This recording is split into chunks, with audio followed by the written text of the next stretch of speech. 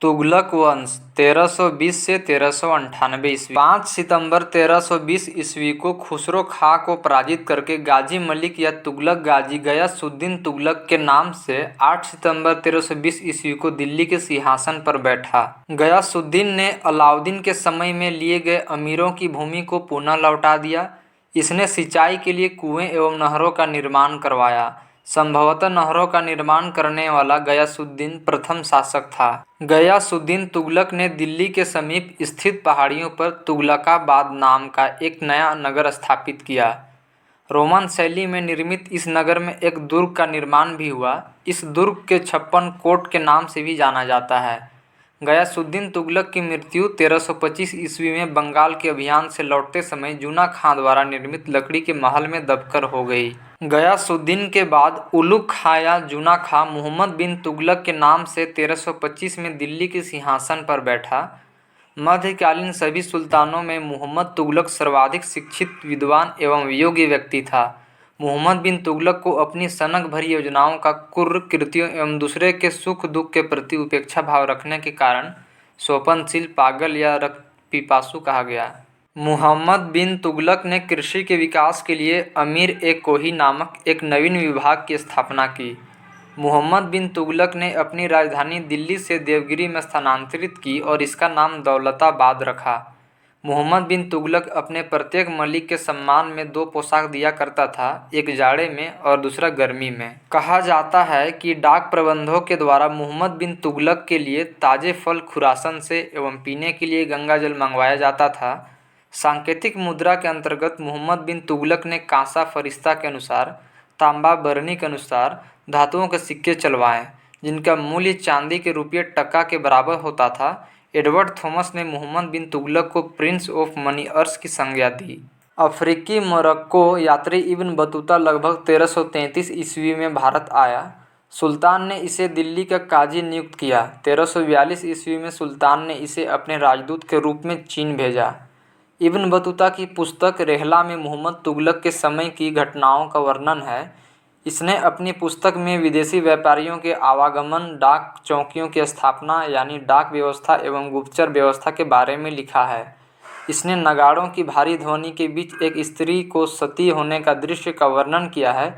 इसके कथानुसार सती होने के लिए सुल्तान से अनुमति लेनी पड़ती थी।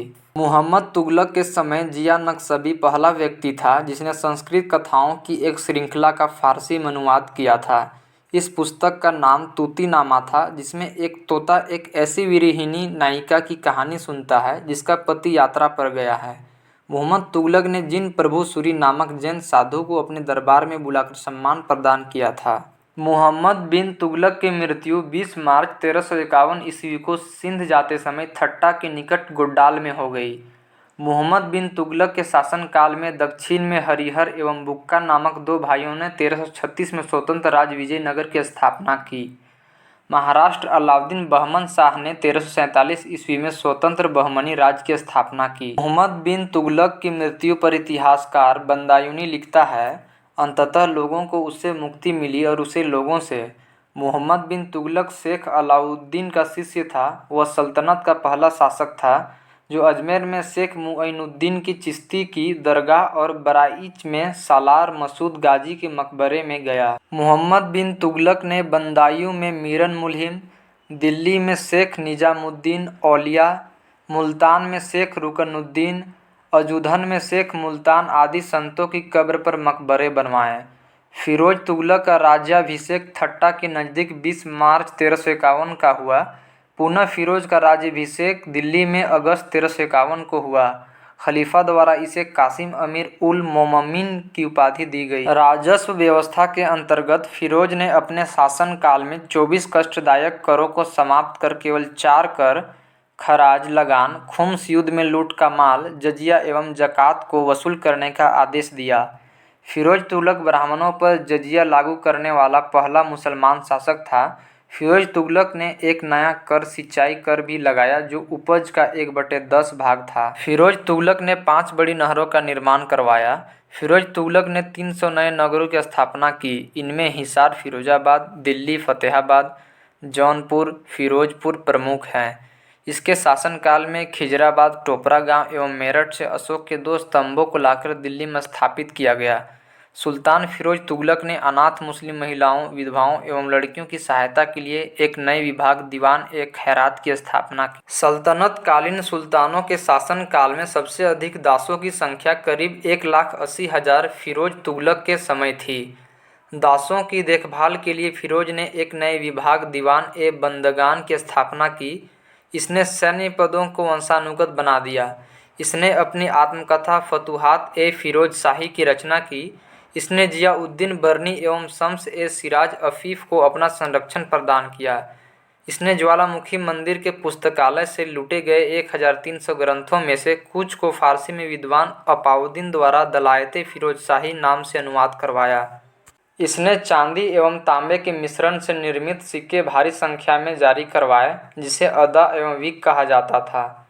फिरोज तुगलक की मृत्यु सितंबर 1388 ईस्वी में हो गई। फिरोज काल में निर्मित खान-ए-जहां तेलंगानी के मकबरा की तुलना जेरूसलम से निर्मित उमर के मस्जिद से की जाती है। सुल्तान फिरोज तुगलक ने दिल्ली में कोटला फिरोजशाह दुर्ग का निर्माण करवाया। तुगलक वंश का अंतिम शासक नासिरुद्दीन महमूद तुगलक था। इसका शासन दिल्ली से पालम तक ही रह गया था। तैमूरलंग ने सुल्तान नासिरुद्दीन महमूद तुगलक के समय 1398 ईस्वी में दिल्ली पर आक्रमण किया।